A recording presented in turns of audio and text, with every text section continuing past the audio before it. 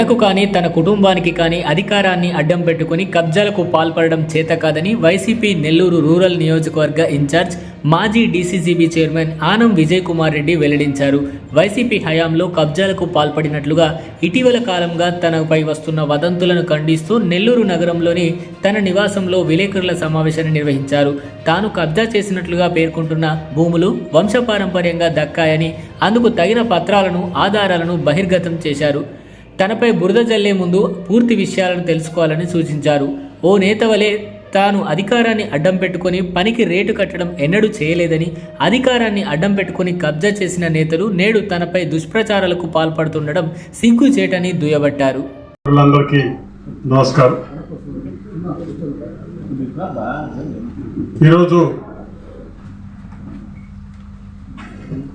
ఆనం వారి ఇంటి తరఫున ఒక సభ్యుడిగా రూరల్ ఇన్ఛార్జిగా వైఎస్ఆర్సిపి పార్టీకి మా రూరల్ నియోజకవర్గానికి ఇన్ఛార్జిగా ఉన్నటువంటి నేను గత 2-3 రోజుల నుంచి వైఎస్ఆర్సిపి నేతలు బరితెగింపు, స్థలాలను కబ్జా చేస్తున్నారు, నిద్ర మేల్కొన్నటువంటి అధికారులు, ఇటువంటి రకరకాల శీర్షికలతో పత్రికల్లోనూ మీడియా ఛానల్స్లోనూ వార్తలు రావటం చూసాము. మరి ఏ ఛానల్ కూడా, అది యూట్యూబ్ ఛానల్ కావచ్చు, రాష్ట్ర వ్యాప్తంగా ఉన్నటువంటి పెద్ద ఛానల్స్ కావచ్చు, ఒక విషయం చర్చలోకి వచ్చినప్పుడు ఎవరైనా దానిని ప్రేరేపించిన తరువాత పాత్రికేయులుగా దానిలోని వాస్తవం ఎంత, అవతల వ్యక్తిని కూడా అడిగి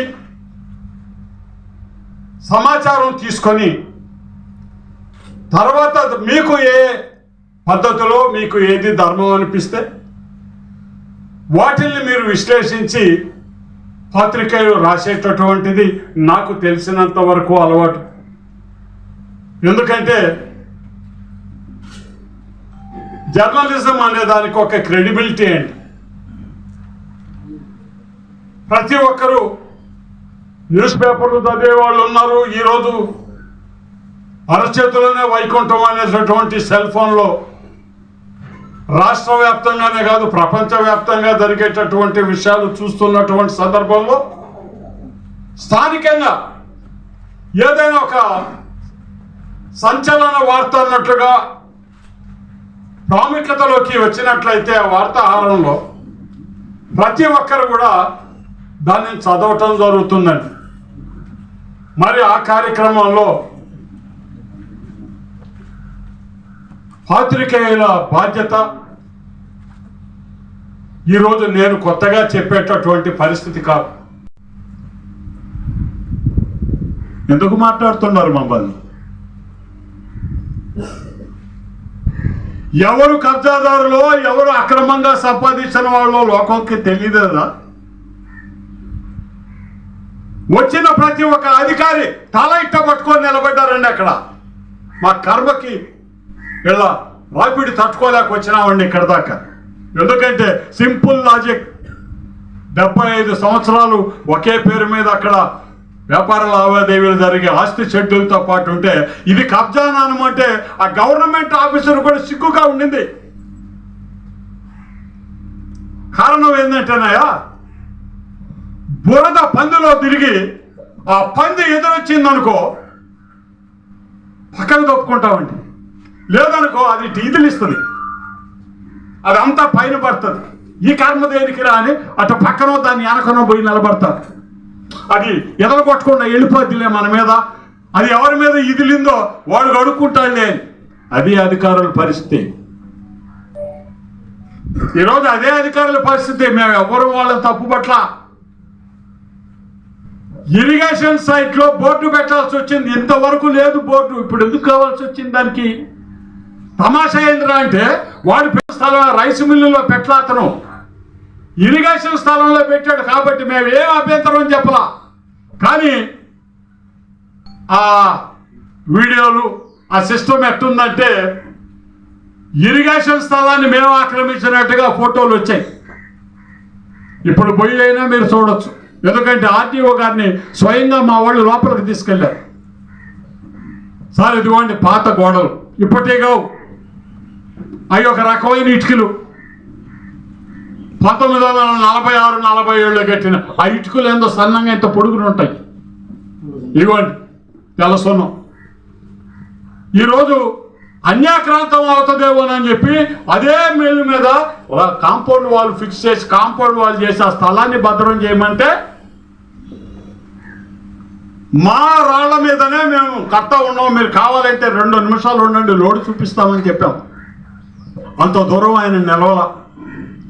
వద్దయ్యా మీకు ఆడే ఉన్న డాక్యుమెంట్స్ ఉన్నాయి, తీసుకురండి చూస్తాను. ఈరోజు నేను రామనారాయణ రెడ్డి గారిని మాట్లాడమను, జయకుమార్ రెడ్డి గారిని మాట్లాడమను నేను ఎవరిని పిలవాలా? అవసరంలా. మా అన్న రావాల్సిన అవసరంలా ఇది. అతను టీడీపీ కావచ్చు ఏమన్నా కానీ నాకు అనవసరం. నా ఇంటి పెద్ద వచ్చి నేను నిజాయితీగా ఉన్నానని చెప్పుకునేదానికి తమ్ముళ్ళు మేము దేనికి రా నాయన? అవసరమే లేదు. అతను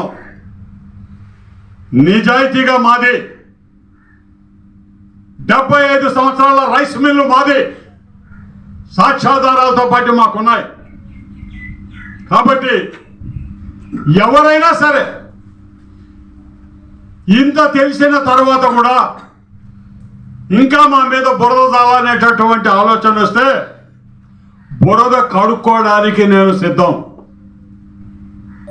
ఇబ్బందిలా. ఈ వీడియో అందరినీ చూడండి, బిఆర్ నాయుడు గారితో సహా. ఎందుకంటే మా రాజేష్కి తెలియలా, ఏదో గబక్క చెప్పేసినట్టున్నాడు, ఇవన్నీ చూపిస్తాడు. నాకే నవ్వు వస్తుండింది. ఇదిగో కాలవా, ఇదిగో ఇది నా కాడికి రా, నేను చూపిస్తా. ఎక్కడ రోజుకి 30 టిప్పర్లు వేసుకొని ఇసుక పొట్టేపాళంలో దోసుకొని కుక్కలు తిన్నట్టు తింటున్నారో తీస్తారు. రాయిరా నాయన, నీకు కొట్టుకుంటే ఫోటోలు తీ. నరసింహకొండలో 2 సార్లు నేను చైర్మన్ గా ఉంటే ఒక్క రాయి కదలలేదురా. పోయి చూడబోయా కొండ వెనక. నేనే తీసుకెళ్తా మిమ్మల్ని పుట. ఏ గతి పట్టించారో ఎర్రమట్టి దొంగలు చూడండి అక్కడ. మరి రాయండి, అది ఫోటోలు దీ రాజేషా, వీడియోది. నేనున్నా కదా, నీకు భయం దేనికి బా?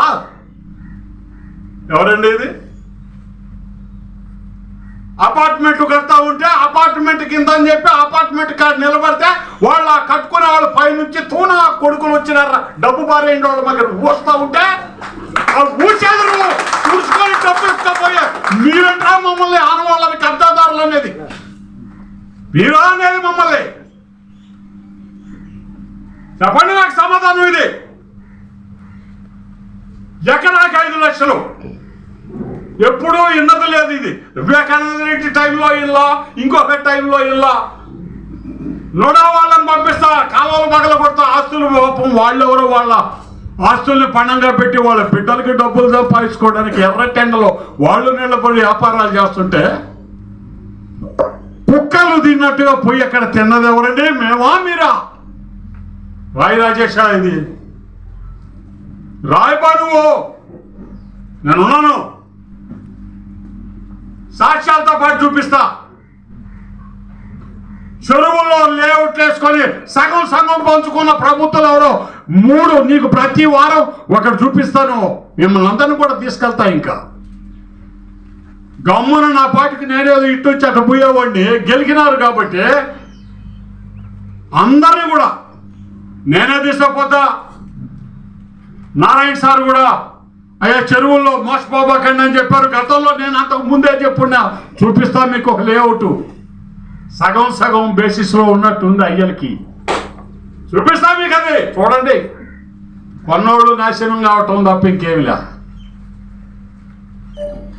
ఎవరిని ఎవరు విమర్శిస్తారయ్యా చెప్పండి. ఇప్పుడు తీసేయి.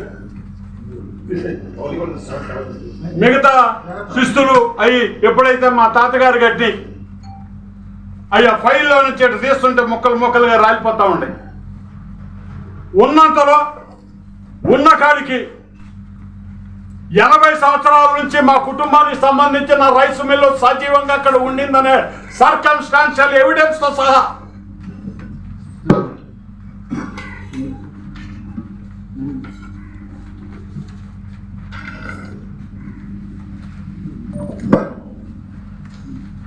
వాటికి నాలాని వసూలు చేస్తారు. అప్పుడు ఆ రోజుల్లో చేసేది మా అమ్మ పేరు మీద.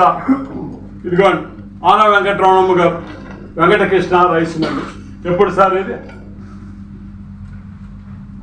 97, 96.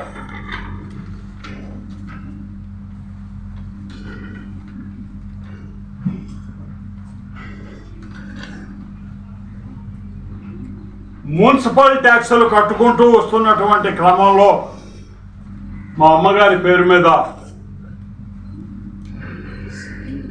2019 వరకండి అసెస్మెంట్ నెంబర్తో పాటు ఆమె పేరుతో అప్పటికి ఆ కాలాలు మారటంలో అసెస్మెంట్ నెంబర్లు ఇవన్నీ మున్సిపాలిటీ వాళ్ళు మన ఆంధ్ర రాష్ట్రంలో చెప్పిన తర్వాత వచ్చే నెంబర్లతో మున్సిపల్ ట్యాక్సులు 2025 మార్చి వరకు కూడా ఈ మున్సిపల్ ట్యాక్సులు కట్టేసి ఉన్నాం మేము. ఆ కాగితం కూడా నేను ఇస్తాను ఖచ్చితంగా. ఆ కాగితం ఇవన్నీ కూడా డాక్యుమెంట్లు ఇవ్వమన్నాను. ఎప్పుడైతే మున్సిపల్ ట్యాక్స్ మేము కడుతున్నామో దాని అర్థం ఏంటండి? We're in the position of the site. Simple logic. ఇక దీంట్లో నేను కొత్తగా కబ్జా చేయాల్సిన అవసరం ఏంటి? ఇదిగోండి 2002లో కొంచెం మా అమ్మగారికి ఆరోగ్యం సరిగ్గా లేనప్పుడు ఆమె బిడ్డలకి రాసింది. నాకు వీలునామా ద్వారా నా తండ్రి గారి నుంచి సంక్రమించి 50 సంవత్సరాలుగా నా స్వాధీన అనుభవంలో ఉన్న వెంకటకృష్ణ రైస్ మిల్ అనే నా ఆస్తి షెడ్యూల్ని ఆనవ విజయ్ కుమార్ రెడ్డి, ఆనవ జయకుమార్ రెడ్డి, రామనారాయణ అన్న కొడుకు, వివేక్ అన్న కొడుకు ఆశపడ్డాను. ఇంకా ఏ సాక్ష్యాలు ఉన్నాయి నీ కాదంటారా?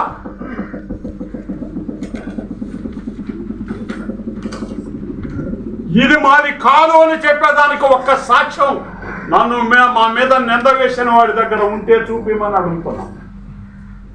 నేను 46 నుంచి చూపించా, ఇంతకంటే నేను చూపిబడా. మొన్న ఆర్డీఓ గారు వచ్చారు. అధికారులది తప్పులే, ఎవరో పిటిషన్ పెడతారు, ఏంటని విచారణకు వస్తారు. పెట్టండి. వస్తే పంపించిన వాడు ఎదవ కావచ్చు, అసలు ఆ ఎదవ చెప్పింది నిజమా కాదని తెలుసుకోవడానికి వస్తారు అధికారులు. వాళ్ళ మీద మేము కోపడం లేదు, తప్పు లేదు. అందుకే సలక్షణంగా ఆర్డీఓ గారికి, జాయింట్ కలెక్టర్ గారికి స్వయంగా నేనే, ఆ జయకుమార్ రెడ్డి ఉన్నాడు, వివేకన్న బిడ్డలు ఉన్నారు, రామనారాయణ రెడ్డి ఉన్నాడు, రామనారాయణ రెడ్డి బిడ్డలు ఉన్నారు, ఎవరులా నేనే విజయ చూస్తాడు. అలవాటు అది. ఇప్పుడు కూడా కూర్చొని ఉండేది ఒక్క విజయ అనే అందరు ఉన్నారు నెల్లూరులో. కూర్చొని ఉండేది విజయ. విజయ్ కుమార్ రెడ్డి చూస్తాడు ఆ ఇంటి పనులు. అలవాటు పడిపోయాం మేము. జాయింట్ కలెక్టర్ గారికి చెప్పాం. జాయింట్ కలెక్టర్ గారు, సార్ మా దగ్గర అవసరం లేదు, ఆర్డీఓ గారి దగ్గర ఇవ్వమన్నారు. బంగారం ఇస్తాను. ఆర్డీఓ గారి దగ్గరికి మా దగ్గర ఉన్నటువంటివి ఇవి, ఇంకా వేరేవి కూడా అన్ని ఎక్కడెక్కడ ఉన్నాయో తీమన్నా బయటికి, దీన్ని అవి కూడా ఇద్దాం. ఎందుకంటే వేల పట్టాలు ఉన్న అన్నలు ఎమ్మెల్యేలుగా ఉండి ఇచ్చిన సందర్భం మా ఇంట్లో ఉంది. ఏం ప్రభాకరయ్య? ఈ వీడియో కనుక మీకు నచ్చినట్లయితే లైక్ చేసి షేర్ చేయండి. మరిన్ని లేటెస్ట్ అప్డేట్స్ కోసం మా ఛానల్ ని సబ్స్క్రైబ్ చేయండి.